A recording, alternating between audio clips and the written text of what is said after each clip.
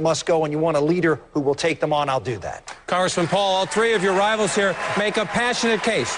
All three of them make a passionate case that this is a vital U.S. national security interest. But you disagree. I disagree because we don't know if they have a weapon. Matter of fact, there's no evidence that they have it. There is no evidence. Israel claims they do not have it, and our government doesn't. I don't want them to get a weapon, but I think what we're doing is encouraging them to have a weapon because they feel threatened. If you look at a map of Iran, we have 45 bases around their country plus our submarines. The Iranians can't possibly attack anybody, and we're worrying about the possibility of one nuclear weapon. Now, just think about the Cold War. The Soviets had 30,000 of them, and we talked to them. The Soviets killed 100 million people, and the Chinese, and we worked our way out of it.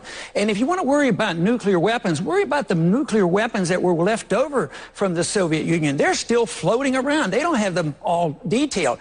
So we're ready to go to war. I say going to war rapidly like this is risky and it's reckless. Now, if they're so determined to go to war, the only thing I plead with you for, if this is the case, is do it properly. Ask the people and ask the Congress for a declaration of war. This is war, and people are going to die, and you got to get a declaration of war.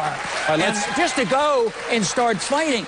But the sanctions are already backfiring, and all that we do is literally doing the opposite. When we're attacked, we all came together. When we attack when we put them under attack, they get together, and it neutralizes that. They rally around their leaders. So what we're doing is literally enhancing the power. Think of the sanctions that we dealt with Castro. 50 years, and Castro is still there. It doesn't work. So I would say a different approach. We need to at least we talked to the Soviets during the Cuban crisis. We at least can talk to somebody who we do not have proof that he has a weapon. Why go to war so carelessly? Let's stay on this theme. We have a question from CNNPolitics.com, a question, you can see it up on the screen here, in regards to Syria. Should the United States intervene, and should we arm the rebellion?